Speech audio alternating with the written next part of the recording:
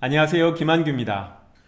이낙연 TV와 스튜디오 라이언의 공동기획 프로그램인 코리아 패스파인더의 진행자로 여러분께 인사드리게 되었습니다. 타이틀에서 보셨듯이 코리아 패스파인더는 코로나 팬데믹을 넘어 미래 대안을 준비하는 프로그램입니다. 2차 세계대전으로 가장 어둡고 암울했던 시절 영국민들에게 희망의 빛을 찾아주기 위해 경제학자이자 관료였던 윌리엄 비버리지가 100년의 미래를 내다보고 복지 정책을 제시한 베버리지 보고서가 있었습니다. 한국의 베버리지, 대한민국의 미래를 준비하는 사람들을 모시려고 합니다. 듣고 싶습니다. 모두가 건강하게 성장하는 미래로 가는 길을 코리아 패스파인더 시작하겠습니다.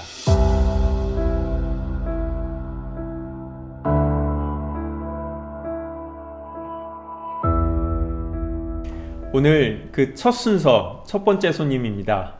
미래라는 말과 너무나 잘 어울리시는 분인데요. 미래도시 세종시에서 오신 홍성국 국회의원님을 모셨습니다. 안녕하십니까? 안녕하세요. 홍성욱입니다. 네.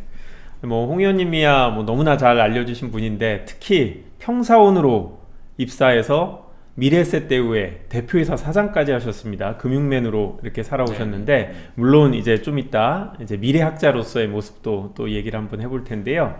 본인이 살아오신 인생 간단히 한번 소개를 해보신다면. 저는 서강대학교 정외과를 졸업을 하고 사실은 이제 ROTC를 다녀왔습니다. 그래서 전방에서 네. 소대장 생활을 하고 제대를 하는 동시에 이제 대우증권에 그 당시에 이제 취업을 해서 88년입니다. 그래서 2014년까지 한 24년 만에 네. 빠른 나이에 사장에 오르게 됐습니다. 제가 잘했다기보다는 인생이 운칠기삼이라고 하는데 운이 굉장히 좋았고요. 주로 했던 업무는 영업하고 리서치 업무입니다. 그래서 이제 리서치 쪽을 더 많이 했고요.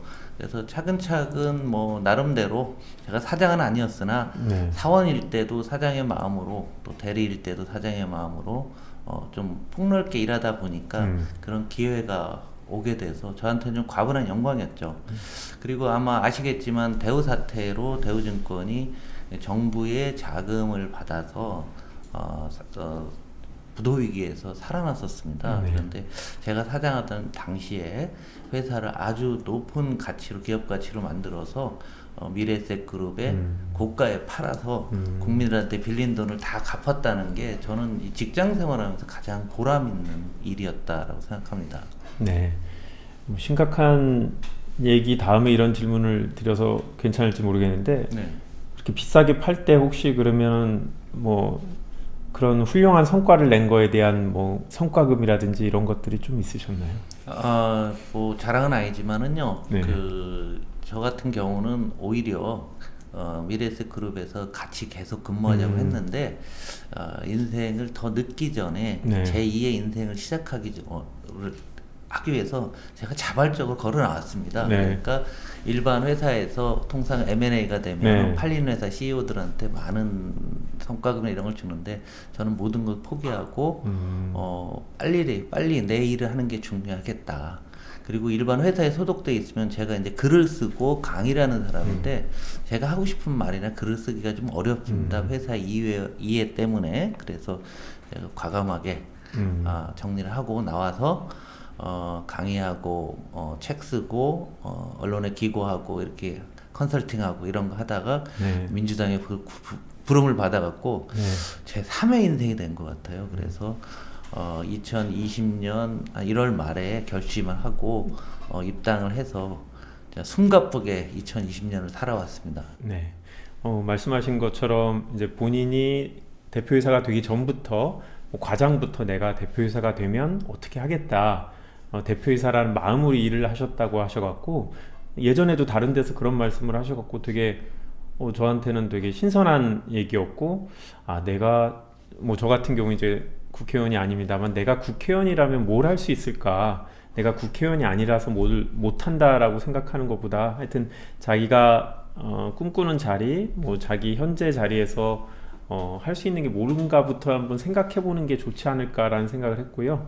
되게 인상 깊게 들었습니다. 그게 이제 조직 생활 하다 보면은 요즘 가장 부족한 게 제가 흔히 하던 말이 노예냐 주인이냐 이런 말을 직원들한테 많이 했어요. 그러니까 우리가 주인의식이라는 용어를 많이 쓰는데요. 자기가 주인의식이면은 많은 것들이 보입니다. 내가 직장생활 하면서도 나는 과장이지만 내가 주인이기 때문에 회사에서 좀 잘못된 점이 있으면 과감하게 얘기도 하고 또 우리 회사의 발전을 위해서라면 지금 당장은 필요 없는 일이지만 또 그런데 투자를 하고 또 사람들 사이에서도 많은 사람들을 더 많이 만나서 피곤하지만 또 전반적인 회사의 내용에 대해서 토론도 하고 그런 주인의식이 국회로 오게 되면은 국회의원들은 또 일종의 우리 국민이 주인이잖아요. 또 주인을 섬기고 또 본인도 주인처럼 행동하면은 많은 문제점들은 저절로 눈 녹듯이 사라지지 않을까 하는 게 제 삶의 철학입니다. 네, 저런 철학이 있어야 CEO도 되고 국회의원도 되고 이러는 것 같은데요. 네. 다음은 이제 지역구 세종시에 대해서 좀 한번 이야기를 했으면 좋겠는데요. 저는 변호사다 보니까 정부종합청사가 있어서 사실 업무상 세종시를 많이 왔다 갔다 하거든요. 그런데 일반 분들은 세종시가 좀 낯설고 아직 뭐 제대로 모르시는 분도 많을 것 같은데요. 세종시는 그런데 광역자치단체예요. 네, 그렇습니다. 우리나라에서 제일 작은 광역단체입니다. 그렇죠. 세종시에 대해서 좀 한번 설명을 해주실 수 있을까요? 이 세종시는 이제 경제가 발전할수록 도시화 속도가 빨라지는 거죠. 그러다 보니까 집중화되는 거죠. 모든 것들이. 그래서 우리나라 수도권 인구가 50%를 넘기게 되니까 이 더 이상 한 곳에 집중하게 되면 안 되겠다. 반대로 한쪽이 집중하면 제로섬 형태로 한쪽은 오히려 침체될 수밖에 없는 거고요. 우리나라 국토가 수도권만 있어서는 안 되는 거죠. 그럼 원대한 꿈을 갖고 국토 균형 발전이라는 꿈을 갖고 만든 도시인데요. 일반 우리 시청자 입장에서 한번 말씀드리고 싶은 거는 세종시를 이런 국가 균형 발전이라는 측면은 이건 거기에 깔려 있는 기본 철학이고요. 오히려 시민의 입장에서 한번 보면 정말 연구해 볼 만한 도시입니다. 저는 제 고향이라서 자주 다녔었는데요. 이번에 이제 국회의원에 다니면서 좀 면밀히 살펴보니까 한마디로 미래 도시입니다. 우리나라에 또 전 세계에 이런 도시가 없을 겁니다. 도심 지역만 따지면 25만 명인데 25만 명이 살고 있는 계획 도시를 진짜 계획에 따라 갖고서 만들었습니다. 그래서 예를 들면은 우리 환경이 중요하니까 도시 면적의 절반 이상이 환경이 녹지입니다. 그래서 자꾸 종합청사만 보고 계시는데 교통 체계를 보면은 지하철은 없지만 BRT라고 있습니다. 우리로 따지면 이제 버스 전용차로 같은 건데요. 중요한 거는 이 버스가 신호등에 걸리잖아요. 근데 그 신호등에서 지하로 들어갑니다. 버스가. 그러니까 거기서 세종에서 버스 한번 타보면은 서울로 따지면 지하철 2호선 같이 이제 시내를 빙빙빙 도는데 한 번도 멈추지 않고 돌아갈 수가 있습니다. 그러니까 예를 들면 교통 그런 거 있고 쓰레기 같은 경우도 도심에 쓰레기 참 많이 다니잖아요. 근데 크린넷이라고 해서 아파트는 아파트 또 상가면 상가 이런 데 보면 우리 우체통 같이 생긴 게 한 4개 정도 있습니다. 그냥 거기다 집어넣으면 공기 압축으로 다 빨아들입니다. 그러니까 쓰레기가 이동하는 게 전혀 하나도 안 보이게 되는 거죠.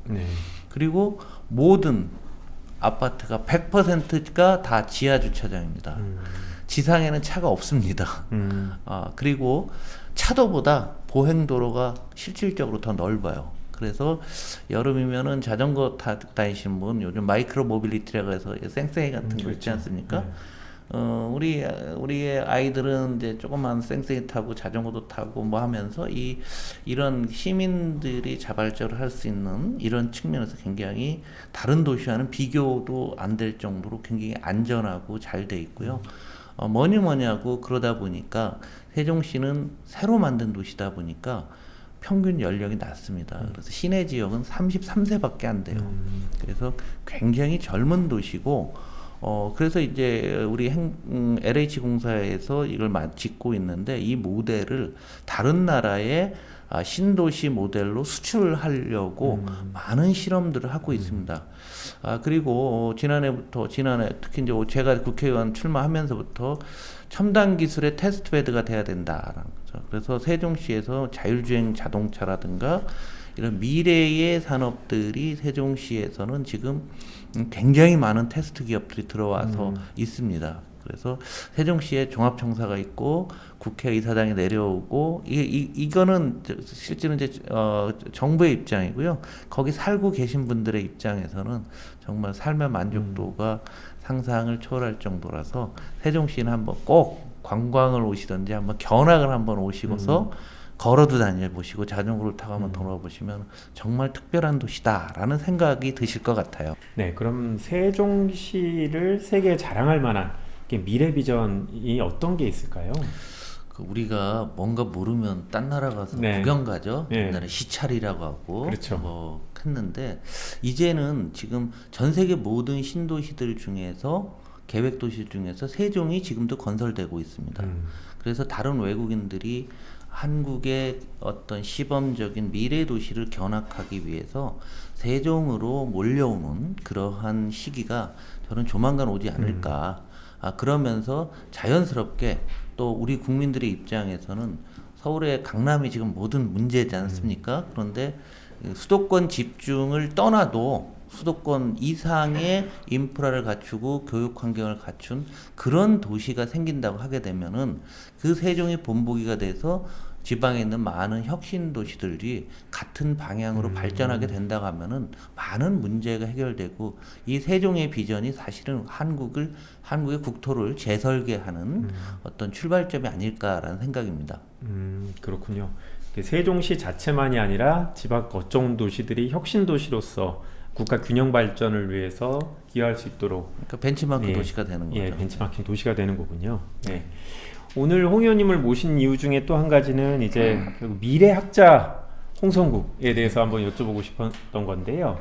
그 베스트셀러인 수축 사회를 포함해서 미래에 관한 책을 벌써 여러 권 쓰셨고 국회의원 되시기 전에 강의도 되게 많이 다니셨습니다. 그래서 오늘은 이제 모신 김에 미래에 대한 얘기를 많이 여쭤보려고 하는데요. 우리나라가 IT 강국이다라는 사람들의 자부심이 있고 이 기술 발전이 미래에서 중요하니까 혹시 우리가 좀 미래에 중요한 역할을 하지 않을까 이런 기대를 하는 분들이 있는데요. 그런데 이런 기술 발전이라는 게 꼭 긍정적인 면만은 아니고 우리 사회 구조적인 변화를 부정적으로도 또 이끌어낼 수 있을 것 같은데 뭐 두 가지 측면을 다 포함해서 이 기술 발전이 이 구조 변화에 어떤 영향을 미칠지 한번 좀 설명을 해주실 수 있을까요?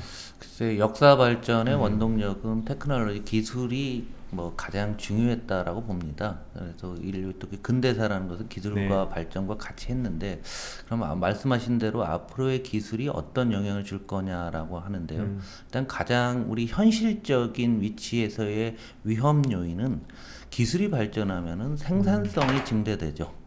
그래서 모든 것들의 공급력이 과도하게 증가가 됩니다. 그러니까 사회는 기술 때문에 효율성이 높아지고 생산성이 높아지기 때문에 좋긴 한데 그 경제 활동에 참여하는 사람의 입장에서는 공급력이 늘어나는 거죠. 그러면 우리가 미래를 얘기할 때 가장 중대한 변화를 저출산 고령화라고 하지 않습니까? 저출산 문제에다가 이 얘기는 수요자 어떤 물건을 만들면 물건을 사줄 분들이 숫자가 이제 잘 안 느는데 과학기술의 발달로 공급이 엄청나게 많이 늘게 되는 거죠. 그렇게 되면은 공급 과잉이 발생하는 거죠. 21세기 경제의 본질은 공급 과잉에 있습니다. 그래서 처음 한 2002년부터 2008년 글로벌 금융위기까지는 중국이 공장을 막 짓는 거였어요. 중국이 공장을 막 짓니까 전 세계로 공급력이 쭉 느는데 공장을 짓는 동안에는 그 공장 질러가면은 철근도 필요하고 뭐 화학 제품도 필요하고 많이 필요하잖아요. 그래서 우리 경제가 굉장히 좋았습니다. 공장이 완공된 이후부터 한 지난 10여 년간 전 세계 모든 경제의 본질은 공급 과잉이 있었다는 거죠. 자, 최근에는 아니지만 한국의 조선업이 어려운 것은 중국에서 공장을 많이 져서 그런 거죠. 지금은 반도체 경기가 좋지만 반도체가 불황에 빠졌을 때는 공급이 많아서 그런 거고요. 석유 같은 것도 우리가 고갈된다고 했는데 셰일오일 기술이 나왔고 신재생에너지 기술이 나왔더니 기름값이 뚝 떨어져서 지금 중동 국가들은 지금 굉장히 어려운 상태, 러시아도 마찬가지죠. 모든 게 공급 과잉이에요. 이걸 국내로 들이면은 우리나라 자영업자들 많은데 왜 어려워요? 그러면은 공급 과잉 때문에 옆에 비슷한 가게가 너무 많은 거죠. 그래서 이 공급 과잉이라는 것이 우리 기술 발전 때문에 굉장히 어렵고 그러면 인구가 계속 늘으면 되는데 인구 출산율은 아마 2020년이 역사상 처음으로 단군 할아버지 이후 처음으로 인구가 마이너스 줄어드는 해가 될 것 같거든요. 지금 통계를 보면은 네. 이런 부분을 해보면은 기술의 발전이 오히려 사람의 삶에 있어서는 굉장히 어렵게 한다라는 측면이 있고요. 또 하나는 지금까지의 기술이라고 하는 것은 눈에 보이는 유형 자산을 기준으로 합니다. 예를 들면 큰 공장을 가진 사람이 부자였어요. 그리고 전 세계를 대상 수출도 하고 이런 제조업이 부자였는데 지금 잘 보시면은 미국의 빵이라는 기업 있죠. 팽이라고 하죠. 페이스북, 애플, 아마존, 넷플릭스, 구글 공장은 애플은 자기네 공장 없이 다 하청을 주죠. 이 세계적인 기업들이 공장이 없는 거예요. 그런데 전 세계에 있는 모든 부를 다 가져가죠. 기술이 발전하니까 부의 독점, 양극화 문제가 좀 나올 수가 있는 거고요. 그러다 보니까 이럴 경우는 뭐가 되면 우리가 규모의 경제라는 얘기를 많이 하죠. 공장이 크면 클수록 돈을 많이 번다. 뭐 자동차 공장은 30만 대가 넘어야 된다. 이런 얘기도 했었는데 이 온라인 경제 또 기술이 이 하드웨어에서 소프트웨어로 넘어오게 되니까 이 규모의 경제가 더 중요해집니다. 그래서 지금 세계 경제를 주도하는 미국이나 중국이나 이런 데는 인구가 많으니까 알리바바가 상거래를 잘하는 거는 뭐 여러 가지가 있겠지만 중국 인구가 많아서 돈 많이 버는 거예요. 네. 그죠? 미국에 있는 많은 팡이라는 그 기업들도 역시 마찬가지로 전 세계를 대상으로 미국의 힘과 하는 거죠. 그러니까 부의 집중이라는 부분들이 지금 21세기 한 중반 이제 2020년대를 넘어서면서 가장 중요한 화두고 이게 한국에도 넘어오는 거죠. 그리고 이제 장기적으로 이제 기술 철학자들이 이야기하는 건데 AI가 인간을 대체하려면 언제 합니까? 그래서 커즈와일이라는 사람이 그 특이점이 온다라는 책에서 한 10여 년 전에 2000한 50년일까 뭐 이런 얘기 40년일까 이런 얘기들 했어요. 싱귤레러티라고 하죠. 특이점이 기계가 AI가 인간을 능가한다. 그래서 유발 하라리 같은 사람은 뭐 몇 년 전부터 AI가 계속 발전하게 되면은 스스로 이 지구 문명이 파괴될 수 있다. 그래서 주의해야 된다. 이런 얘기를 계속 하고 있거든요. 근데 그거는 좀 제껴 놓더라도 일단 눈앞에서 놓고 보게 되면 기술의 발전이 모든 것을 공급광으로 만들고 있고 그다음에 그 기술을 가진 사람이 전 세계를 대상으로 해서 모든 부를 독점하게 되는. 미국은 1%가 전체 부의 40%를 갖고 있잖아요. 이런 현상들이 나오면서 사회의 불안정성을 높이는 그런 역효과도 있다라고 봅니다. 네, 미래 사회와 경제에 대해서 상세한 설명을 해주셨는데요. 이 시점에서 저희가 준비한 영상이 하나 있는데 네네. 한번 같이 보시고 계속 네네. 얘기 나누시죠. 네. 자, 지금 코로나19라는 팬데믹 상황입니다. 세계가 지금 어떤 상태에 놓여 있는가? 회복세를 보이기 시작했다 하는 전망이 비교적 많습니다. 그리고 우리 한국은 내년에는 약 3% 이렇게 될 것 같아요. 그런데 내년에 3% 된다고 해서 썩 행복한 것만은 아니에요. 왜냐하면 성장률이라는 건 그 전년 대비이기 때문에 다른 나라가 올해 마이너스 6%, 마이너스 10% 떨어지면 내년에는 성장률이 더 높아질 수도 있죠. 네, 우리 잠재 성장률이 실제로 우리가 달성하는 성장률이 5년마다 1%씩 내려가던가요? 내려가고 있어요. 지금은 저속 성장이 뉴노멀처럼 되어 있습니다. 이것을 지금 민주당의 국회의원이 되신 홍성국 의원의 저서에 따르면 수축사회라고 표현합니다. 경제도 성장하지 않고 일자리도 대폭 늘어나지 않고 소득이 늘어나는 것도 아니고 오히려 줄어드는 사회다. 네, 이낙연 대표께서 지난 11월 달에 경북대에서 한 강연이신데 그 홍성국 의원님의 수축사회에 대한 얘기를 한참 하시고 마치 이제 경제교사처럼 홍 의원님을 소개하셨어요. 지금 말씀하신 이제 수축사회 이낙연 대표님이 간단히 설명을 해주셨는데 책의 제목이기도 하니까 네. 수축사회에 대해서 조금 더 설명을 해주실 수 있을까요? 우리가 세상에 나와서 특히 근대 산업혁명이 발생한 이후에 우리 사회의 파이는 계속 커졌습니다. 예를 들어서 이제 집에 피자를 배달을 시켰는데 배달을 시켜서 이렇게 8쪽을 잘라서 먹죠. 근데 피자가 계속 커지는 상황이었죠. 그렇게 되니까 사람들은 내가 항상 먹는 피자 사이즈는 계속 커지니까 사람의 욕심의 욕망의 크기도 계속 커졌었죠. 그런데 앞서 기술에 대한 말씀을 드렸죠. 모든 것이 공급 과잉이 되고 인구는 늘지 않고 과거에 쓰지 않았던 데 돈을 씁니다. 이게 환경이나 안전, 바로 요즘 우리가 보는 것처럼 한번 생각을 해보시면 우리가 K뉴딜에서 그린 뉴딜 한다고 하잖아요. 그 어마어마한 돈을 과거는 안 썼잖아요. 그러다 보니까 이 파이가 안 커지는 거예요. 그것을 제로섬 사회라고 하죠. 그런데 파이가 더 안 커지는데 내 욕망은 커지니까 어떻게 돼요? 딴 사람 걸 뺏어 먹어야 되죠. 네. 그러면서 사회 갈등이 늘어나는 거예요. 이게 제로섬 사회고요. 앞으로는 오히려 인구도 줄고 경쟁은 더 치열해지다 보면은 파이가 줄게 되면 어떻게 될까? 그러니까 우리가 많은 갈등을 하고 있는 본질적인 요소는 사회에 이 피자 배달 왔을 때 그 느낌을 한번 생각을 해보시면 될 것 같아요.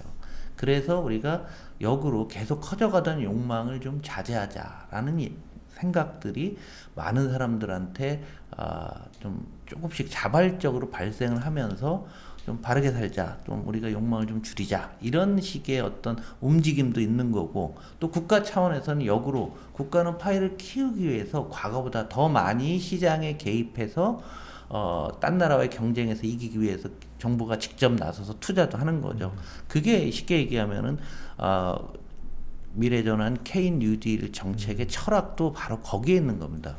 냅두면 파이가 줄어들게 되는데 지금 안 키우면 안 되는 거죠. 그리고 국민들의 마음에서 사회가 공정하고 깨끗하고 또 일부한테 부가 집중되지 않도록 만드는 것이, 그건 또 정치가 할 일인 거죠. 바로 이런 점이 우리 민주당이 나가고 있는 정책이 바로 이런 수축사회를 극복하기 위한 정책과 거의 같다라고 보시면 될 것 같습니다. 그렇군요. 그러니까 결국 팽창 사회 반대가 이제 수축 사회라고 얘기할 수 있겠고. 네, 우리 머릿속에는 네. 항상 팽창으로만 알고 그쵸. 있었죠. 네. 그런데 어느 팽창하지 않는 게 너무도 많아요. 잘 보시면 우리나라에 있는 치킨집이 지금 늘어갈까요? 안 늘죠. 코로나 때문에 너무 많아서 안 늡니다.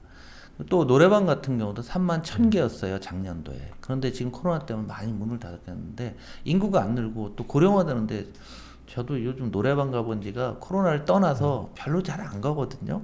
고령화되다 보니까 이런 거잖아요. 그래서 우리의 머릿속에서 팽창 사회는 저절로 시간 지나면 잘 해결되더라, 이런 생각을 버려야 돼요. 그래서 적극적으로 우리가 수축하고 있으니까 이걸 팽창으로 만들기 위한 노력들을 사회 전체가 해야 되는 거죠. 네.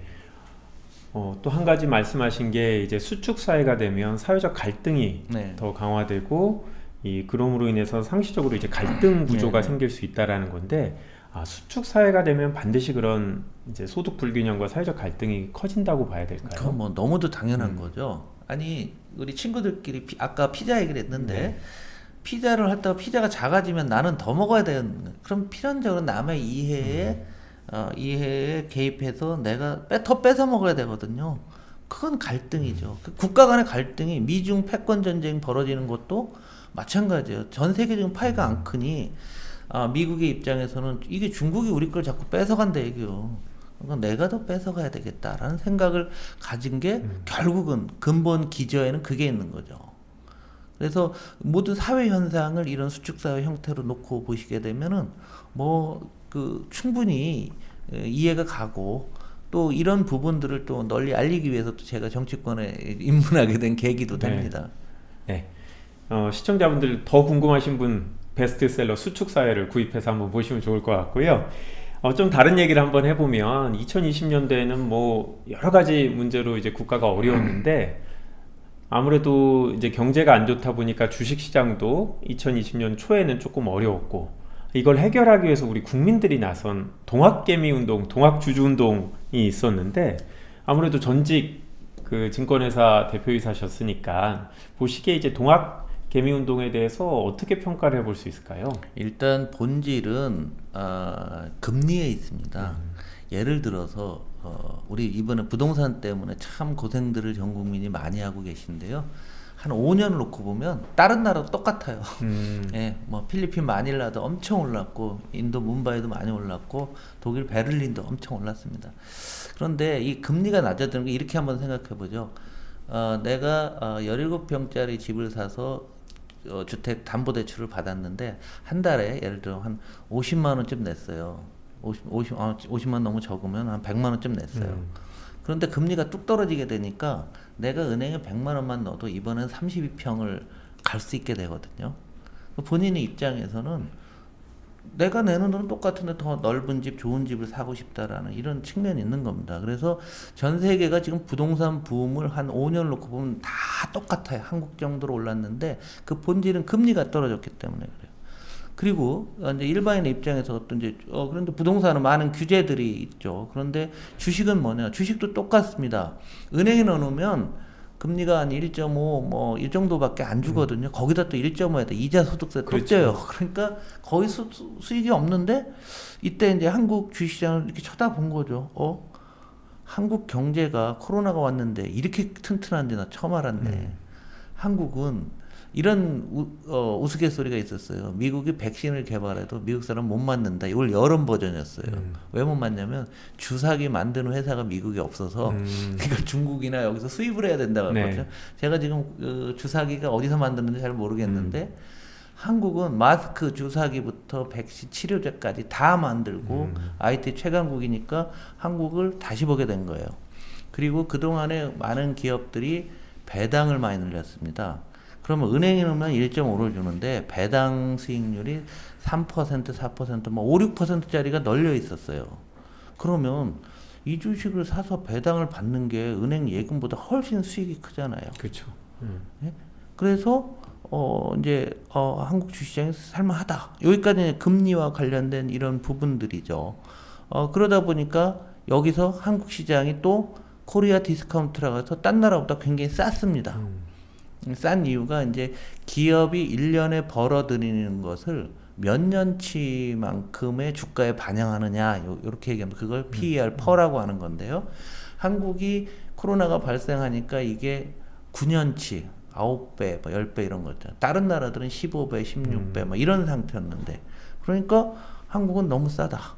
이런 생각이 들으니까 많은 분들이 은행 놔둘 빼는 증시로 몰려와서 한 신규 투자가 한 600만 정도 들어온 것 같습니다. 그래서 우리 국민들이 많이 올려놓은 상태이고 아직도 다른 나라에 비해서는 한국이 싸죠. 딴 나라는 퍼가 20배가 거의 육박하거나 넘고 있는데 우리나라가 한 14배 정도 될 겁니다. 그런데 아까 동영상 이낙연 대표님 동영상에도 보셨다시피 한국이 2020년에 거기서 중국을 제외하면 세계 1등 정도로 보시면 돼요. 우리보다 더 성장률이 높은 나라도 아주 조그만 나라들이니까 의미가 없고요. 내년 2021년에도 역시 마찬가지로 한국인 상대적으로 성장률은 떨어질지 몰라도 이 코로나 이전으로 가장 빨리 회복하는 국가가 한국이 되고 코로나 끝나면 뭐가 나올 것 같습니까? 그린 투자할 거 아니에요. 근데 우리나라 벌써 해상 풍력만 해도 한국이 대단한 상황이고요. 그다음에 디지털로 전환될 거 아니에요. 한국 IT 기계 다 쓸 거 아닙니까? 누가 봐도 이 코로나가 물러간다 해도 한국에 강력한 경쟁력이 있을 것 같고 요즘은 이제 이런 제조업뿐만 아니라 한류라고 하는 거 있죠. 아마 역으로 코로나가 없었으면 우리 BTS가 어떻게 됐을까 상상해 보셨습니까? 기생충이라는 영화가 몇 명이 봤을까 상상이 되냐 얘기죠. 이런 소프트웨어도 우리나라가 상당히 많이 크고 있습니다. 그래서 우리 국민들이 사실은 이제 코로나를 떠나서 그 이전부터 굉장히 한국의 미래에 대해서 고민들을 많이 하셨는데 이번에 투자한 동학 개미들은 한국의 미래에 대해서 배팅을 했다. 그래서 지금 제 생각은 그렇지만 이 투자를 하다 보면은 시장이 좀 물이 맑아야 되거든요. 그래서 제가 국회 정무위 소속이라서 불공정 거래라든가 투기적인 요소라든가 이런 것도 이번에 잘 해주면 한국은 맨날 퍼가 10배 이게 10년치밖에 반영을 못했는데 딴 나라 17배, 18배면 우리가 이번에 13배, 14배로 한번 우리가 좀 자리매김을 하게 되면은 코리아 디스카운트 현상도 완화되면서 거기서 발생한 금융 쪽에서의 어떤 커다란 이익이 우리 경제 전체의 선순환 구조를 가져올 수가 있는 거거든요. 그래서 한국의 미래를 결국 우리 국민들이 이번에 만들었다는 점에서, 그리고 이번에 다시 그러면 코로나가 이제 끝나고서 다시 정상화돼서 이게 다시 또 10배로 내려가면은 오히려 후유증이 더 클 수가 있어요. 그래서 이 우리 금융 당국이나 이런 데서 이걸 잘 유지될 수 있도록 좀 노력들을 해야겠습니다. 네. 시청자 여러분께서는 한때 대한민국 최고의 리서처였던 홍성국 의원님의 평가를 들으셨습니다. 관련해서 네. 이제 정무위에도 지금 소속돼 네, 네. 계시잖아요. 네. 그 주식의 양도소득세를 부과하는 대주주의 기준을 10억에서 3억으로 낮추려다가 이 동학개미들이 상당히 반발을 했고, 그 과정에서 급박하게 정부와 여당이 논의를 해서 10억이 그대로 유지된 것으로 지금 알고 있는데요. 당시 정무에 소속되셨으니까 그 상황을 너무 잘 알고 계실 것 같은데 좀 소개를 한번 해주시죠. 그 비하인드 스토리를 네. 여기서 이야기하게 되는군요. 네. 일단은 그런 원칙은 몇 년 전에 정해놨고, 또 기획재정부 입장에서도 본인들이 이렇게 하겠습니다 했는데 철회하기가 상당히 어려운 상황이었고요. 여론이 그렇게 돌아가고 있는 거는 뭐 저는 항상 시장하고 호흡을 하고 있기 때문에 잘 알고 있었습니다. 그래서 당시에 뭐 우리 당 지도부 그리고 관련된 분들한테 이거는 당연히 원위치 시켜야 됩니다라고서 말씀을 드리고, 또 이낙연 대표님한테도 이제 말씀을 드렸어요. 그런데 이제 기재부나 어떤 정부의 방침을 어느 날 여론이 그렇다고 해서 갑자기 바꾸기는 어려운 거죠. 그래서 아마 우리 투자가들 입장에서는 좀 답답하신 시간이 좀 있었을 텐데, 밑에서부터 차근차근 설득을 해나갔고, 또 정무에서도 국회의원들 뭐 저뿐만 아니라 많은 분들도 당 지도보다 이거는 철회해야 됩니다. 그리고 우리 지금 가장 중요한 중산층의 자산을 증식시킬 수 있는 방법은 이제 주식시장 하나인데, 그래서 이 대표님도 한테도 이거는 우리의 청년층과 우리의 중산층을 위해서 꼭 필요한 정책입니다라고 건의를 드렸습니다. 그래서 이런 많은 문제들이 속 시원하게 한 방에 딱 나오면 좋지만, 그것을 정책을 형성하는 과정이 시간이 좀 길어져 갖고 우리 투자자 여러분들 좀 죄송하게 생각을 하는데, 결론적으로 2020년에 사상 최고치로 증시가 2,800을 넘었습니다. 그러니까 배당락까지 감안하면 거의 2,900이거든요.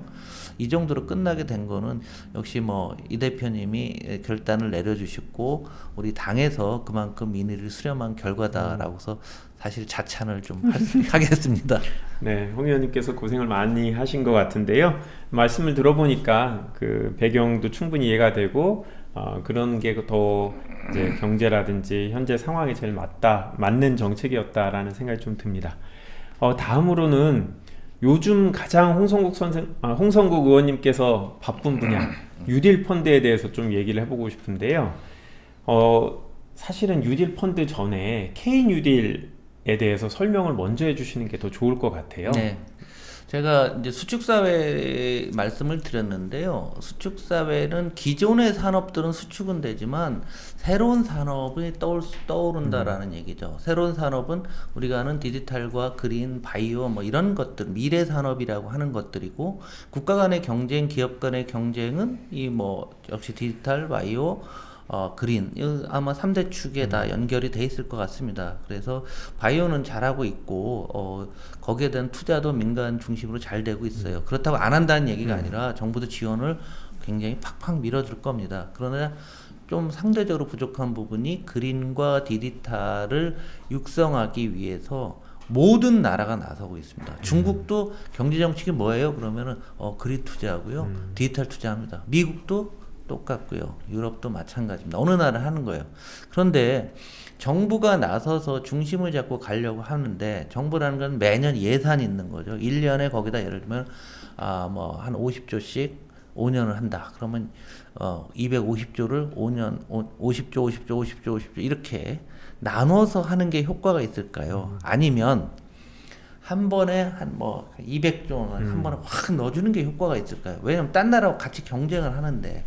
그래서 뉴딜 펀드가 들어온 거는 정부 예산으로는 정해진 금액만큼 1년에 조금씩밖에 갈 수가 없어요. 갑자기 확 하면 정부 재정의 국가 채무비율이 올라가니까. 그러면 민간 자금을 활용해서 이 뉴딜 정책을 해야 되는데, 왜 지금 초기에 많은 투자를 해야 되냐면 모든 기술이 나왔을 때 초기에 투자를 어떻게 했느냐가 가장 중요합니다. 그래서 우리가 포드의 T카가 나왔을 때 한번 생각해보고 1차 세계대전 끝난 그 부분에 1차 세계대전 벌어졌을 때 보면은 포드가 초기에 확 투자를 해서 가격을 3분의 1로 떨어졌더니 그 다음에 날개없이 팔리고 새로운 산업을 하나 만들어가는 거죠. 그래서 모든 것이 나왔을 때 보급률이 떨어졌을 때 집중적으로 육성하는 게 가장 중요합니다. 그래서 이거는 국가의 전망이 걸린 거예요. 그래서 우리가 K 뉴딜 정책이라 할 때 앞에 뭐를 쓰냐면 미래 전환이라는 용어를 씁니다. 미래 전환 K 뉴딜이라는 거는 우리가 미래로 변화가 아니에요. 전환. 완전히 판을 바꾸기 위해서 한국이 새롭게 딜을 해갖고 이 정책을 하자는 겁니다. 그래서 정해진 일정한 금액에다가 플러스 알파로 뉴딜 펀드를 집어넣어서 초기에 대규모 투자를 하자라는 겁니다. 네. 이렇게 보면 철학이 될 것 같습니다. 그러면 궁금한 게 이제 정부 쪽 말고도 네. 민간 금융기관이라든지 연기금들이 있을 텐데 네네. 그쪽에 투자가 부족했기 때문에 뭔가 이제 새롭게 이렇게 뉴딜 펀드를 만드는 건가요? 그 민간 영역에 남겨두면 혹시 안 되는 이유가 있었는지. 이제 기술의 방향성에 있어서 그걸 구축 효과라고 합니다. 정부가 시장에 개입하게 되면 민간 영역이 축소되기 때문에 네. 민간이 안 된다고 하는데요. 이미 민간에서도 이런 관련된 투자를 많이 했어요. 그러나 민간이 하는 투자는 수익이 확실히 보장되는 것만 합니다. 그쵸. 네. 그게 뭐냐면 SOC 같은 우리 흔히 얘기하는 고속도로 같은 그렇죠. 것들에 아주 거기 한다고 하면은 뭐 연기금, 보험사, 은행들 뭐 수도 없이 많이 달려들어요. 근데 거기서 수익을 연리로 한 4, 5%씩 지금 내고 있습니다. 그런데 그 펀드 컨셉을 그대로 왜 은행, 보험사가 투자해서 그 많은 걸 가져야 되냐 얘기죠. 그럼 우리 민간도 해야 되고 민간들이 들어와서 우리가 뭐 3%, 4%만 돼도 훌륭하잖아요. 은행에 되면 그렇죠. 3, 4%의 수익률을 민간한테 제공을 해주면 민간 자금을 흡수할 수가 있는데 여기서 중요한 게 기술의 방향성이거든요. 그래서 우리가 인프라 투자라는 용어를 많이 하는데 디지털로 가기 위한 인프라는 뭐냐 얘기예요. 이 부분에 대해서는 수익성이 불확실한 거예요. 그래서 정부가 그 펀드를 정부가 혹시 손실이 날지 모르니 재정으로 좀 넣어주고 또 관련된 공기업 같은 데서 조금 넣어주고 그래서 일반 돈을 넣어서 한 10년씩, 20년씩 가는 그런 펀드를 만드는 거죠. 그래서 방향이 세상은 오른쪽으로 가고 있는데 일반 민간에 두면 눈앞에 있는 수익만 계속 하다 보니까 진짜 필요한 것을 못하게 하는 거죠. 뭐 데이터 댐이라든가 뭐 이런 다양한 형태로 우리가 지금 꼭 필요한 인프라가 있는데 그래서 정부가 보증을 서주고 그런데 정부가 민간 뉴딜 펀드를 안 하면 이걸 전부 국가 재정으로 해야 됐던 거죠. 그래서 정부 입장에서는 어차피 써야 될 돈인데 빨리 하기 위해서 민간 자본을 더 들여오는 거기 때문에 하등 제 생각에서는 정부가 나서는 게 중요하고 다른 나라도 중요한 건 다 한다라는 얘기예요. 네. 그래서 서남해안에 해상풍력을 만들게 되면 해상풍력을 만들 때 그거는 한전과 관련된 발전 자회사들이 들어가서 해야 되지 않습니까? 민간이 다 할 수는 없잖아요. 그래서 정부가 일정 부분 돈을 넣으면서 발전 자회사 넣고 개인 돈을 갖다가 거기다 얹어갖고 빨리 하자. 우리 한국은 지금 환경 문제에서 제조업 강국은 딴 말로 얘기하면 탄소 배출을 많이 하는 거잖아요. 네. 그래서 한국 기후 악당이라고 하지 않습니까? 근데 그런 말을 더 이상 들으면 이제는 탄소 국경세라고 하죠. 국경을 네. 넘을 때 이런 제도가 들어오게 되면 우리가 수출도 안 되는 거예요. 그랬을 때 민간들은 그렇게 못하기 때문에 정부가 선봉해서 이걸 끌어주게 되면 이제 몇 개의 펀드가 성공하게 되면은 민간들이 자발적으로 나오는 새로운 하나의 큰 마켓이 생긴다라고 보시면 될 것 네. 같습니다. 말씀을 들어보면 이제 기술의 방향성, 그린이라든지 디지털 분야 이렇게 투자가 집중적으로 일시에 이제 이루어져야 되는 분야에 있어서 정부가 주도적으로 민간의 자금을 끌어들여서 투자를 하는 이제 그런 부분을 설명을 해주셨는데요. 그럼 투자자인 개인 입장에서 보면 내가 왜 다른 금융 상품들을 놔두고 이 뉴딜 펀드에 투자를 해야 되냐? 어떤 장점이 있을까? 이 부분에 대해서 설명을 해주시면 시청자들이 더 관심이 많아질 것 너무 같은데요. 좋을 것 같아요. 네. 투자가 입장에서 일단 은행 가면 1.5 주는데 이제 지금 이거 금리는 대부분 3% 내외고요. 두 번째는 이제 이게 혹시 사업이 망할지 모르지 않습니까? 그쵸. 그런데 이 어떤 사업이 있으면 돈을 돌려줄 때 갚을 때 제일 먼저 우리 민간 개인 투자가들한테 제일 먼저 돌려줍니다. 그리고 손실이 발생해도 그 밑단에 아까 정부가 재정을 넣었다고 했죠. 네. 이제 손실이 나면 거기서 떠는 거예요. 그리고 이 사업을 하는 사업자들 돈을 떨고요. 그러니까 20-30%가 손실이 나도 충분히 이걸 보존할 수가 있고, 그 다음에 소득세법 개정안이 돼서요. 투자 금액의 2억까지는 9% 분리과세를 해드립니다. 생각을 한번 해보시면은 지금 이자 소득세가 굉장히 낮아지는 거잖아요. 그쵸. 그걸 복리로 예를 들어서 한번 20년짜리를 넣는다고 생각해 보시게 되면 훌륭한 장기 투자 상품이 되는 거죠. 소득공제 얘기도 있던데, 아이고 오늘 투자 강의는 아닌데, 네네. 지금 말씀하신 예. 그거 2억까지. 네. 2억까지 9%를 별도 공제하는 거로 끝났습니다. 따로 소득 공제는 아니고. 아 그렇군요. 네. 그러면 제가 생각해 보면 이제 변호사로서 이제 그 사모펀드 같은 일을 해보면 이 투자자들은 많이 있는데 이윤을 낼 투자처를 못 찾아갖고 자금 집행이 안 되는 경우들이 있거든요. 이 건 같은 경우에는 뉴딜 펀드를 만들어서 일정한 수익률을 내는 투자처를 찾는 게 너무나 이제 중요한 부분일 것 같은데. 결론이 그겁니다. 네. 지금 요즘 제가 하는 일이 아, 대부분 그러신가요? 그겁니다. 어떻게 지금 이제 상황이 프로젝트라고 하죠. 그쪽 예. 용어로 뭐가 있어야지 할 거 아니에요. 그쵸. 왜냐면 이게 다 없던 거잖아요. 네.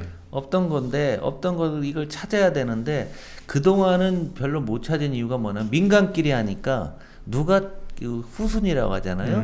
누가 위험 부담을 질 거냐면 서로 고양이 목에 방울 다시 안 하는 거예요. 근데 그걸 정부가 뭐 20%가 됐건 30%가 됐건 정부와 관련 기관이 일단 해놓으면 이 프로젝트 있는데 한 20-30% 초기 손실 날 것 같아. 그러나 장기적으로는 꼭 필요한데 이랬던 사업들이 사업성이 이제 나오게 되는 거죠. 그렇네요. 그러니까 이 프로젝트 찾는 게 보통 어려운 일이 아니고 그래서 뉴딜 펀드를 한다고 했는데 이제 출범한 3월은 돼야지 나옵니다. 왜냐하면 소득세법 개정안 나와서 또 이게 뭐라 하죠? 이 법이 나온 다음에 뭐 숙려 기간이 있잖아요. 네. 공표 이런 기간 때문에 그런데요. 지금 프로젝트 찾는 기관들이 있고 아마 2021년 하반기 되면은 좀 많은 프로젝트들이 좀 나올 것 같습니다. 네, 2021년 하반기에 최대 2억까지 보관하고 계시다가 뉴딜 펀드가 나오면 꼭 투자하시기를 기대해 보겠습니다. 아까 코리아 디스카운트를 한번 얘기를 하셨어요. 네네. 그래서 우리나라 주식 시장이 이제 다른 나라에 비해서 약간 저평가되어 있는 이 부분에 대해서 얘기를 하셨는데 우리가 이런 상황을 좀 극복하고 어떻게 코리아 프리미엄이라고 할까요? 그렇게 우리의 환경을 좀 바꿔낼 수 있는 방안이 뭐 있을까요? 그게 실질적으로 질적으로 선진국이냐 양적으로 선진국이냐죠. 그래서 네. 양적으로는 한국은 선진국이 된 것 같고요. 네.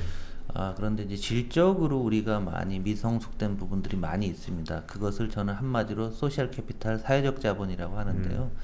정부가 다 할 수는 없습니다. 그리고 과거에는 우리 같은 경우는 보면은 자기가 어려우면은 우리 집안에서도 좀 도와주고 혈연이라고 하죠. 또 학연이나 학교도 도와주겠지만 앞으로는 그런 게 없지 않습니까? 결국 우리 사회에서 우리가 질서가 존중되고 공정한 어떤 룰이 장착이 되고 또 사회에 어려운 분들이 있으면 사회가 스스로 도와주는 기부문화라든가 이런 많은 부분에 대해서 우리가 선진국의 부족한 부분들이 저는 거기 있다라고 보거든요. 올해 코로나 때문에 이제 상대적으로 사랑의 열매의 기금이 안 모인다라는 기사를 본 적이 있는데요. 어려울수록 더 많이 내야죠. 훌륭한 나라가 될 수 있는 거 아니겠습니까? 그래서 지금까지는 양적으로 커오나 오직 공격 앞으로 왔는데요.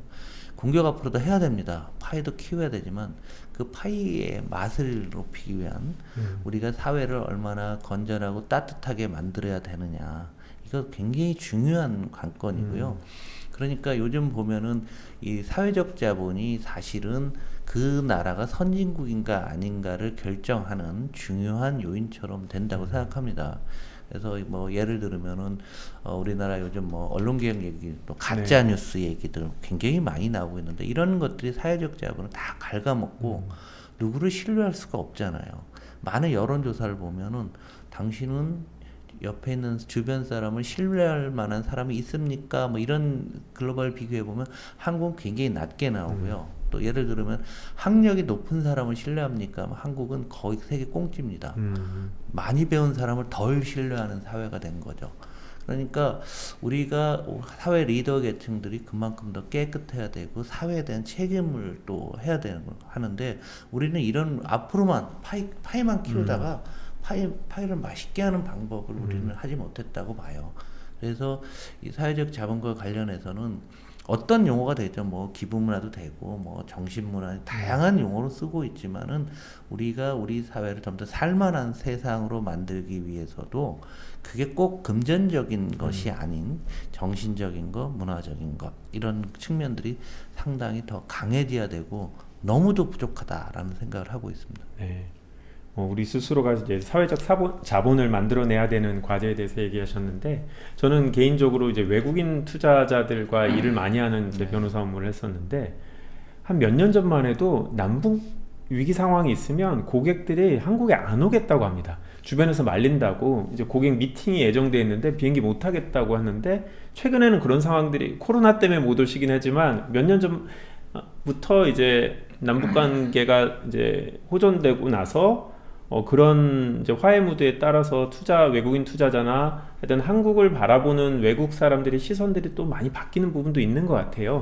저는 그런 것도 이제 코리안 디스카운트의 하나의 문제였던 것 같은데 이번 정부 들어서 조금씩 나아지는 면이 분명히 있었다고 생각합니다. 1월 20일 그러니까 미국에서 이제 바이든 신임 대통령이 취임하게 되는 날인데요. 아무래도 전 세계적으로 바이든 행정부는 어떻게 달라지게 될까 궁금해하면서 그동안의 정책도 한번 찾아보고 하는데 저도 대통령 공약을 보니까 우리 문재인 정부 공약하고 되게 비슷하다는 느낌이 들었어요. 네, 똑같습니다. 의원님께서 보시기에는 어떠신지? 이 바이든의 정책을 논하기 전에 트럼프가 왜 그랬을까라는 거죠. 그러니까 트럼프는 흔히 얘기하면 미국의 사회적 자본, 미국 사람들을 갈등 구조로 만들어서 본인이 대통령이 된 사람이잖아요.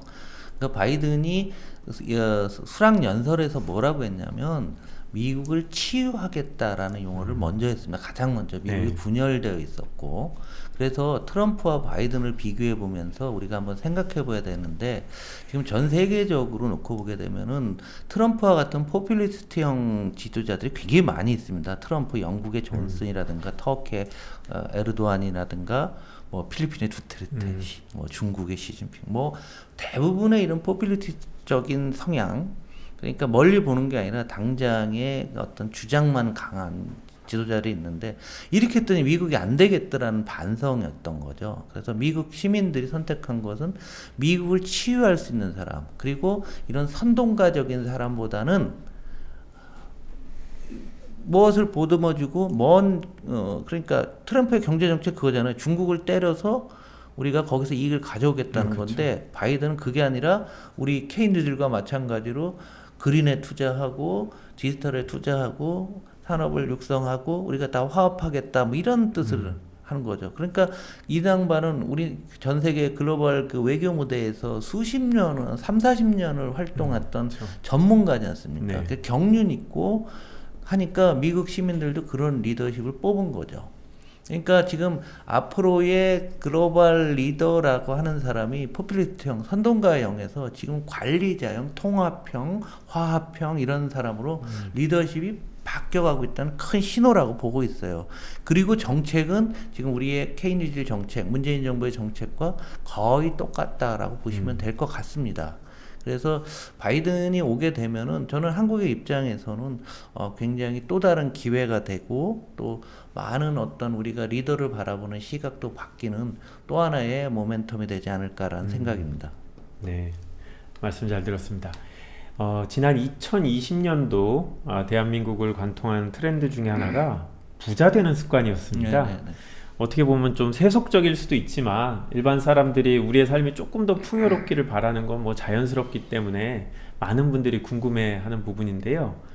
증권맨으로 아주 오랫동안 성공적인 증권맨으로 살아오신 홍 의원님께서 이 부자 되는 습관에 대한 노하우를 좀 공유해 주신다면. 참고로 저는 부자가 아닙니다. 아, 그러신가요? 네, 그래서 저는 왜냐면 부동산도 안 했고 네.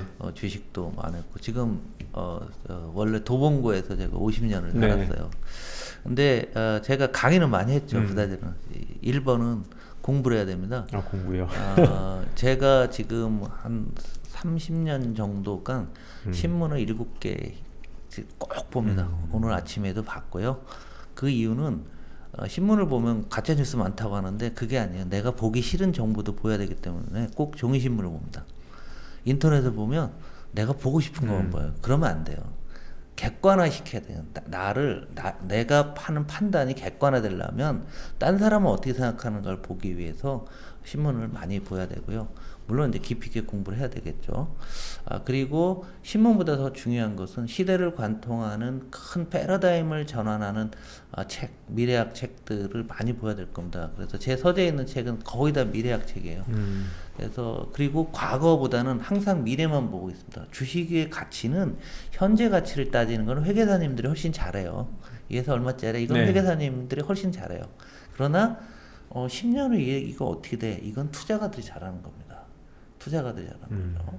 그러니까 10년 후에를 어떻게 될까? 5년 후에 어떻게 될까? 항상 미래를 보는 시각을 길러야 되고요. 중요한 거는 이제 성격적인 특성이 굉장히 강한데요.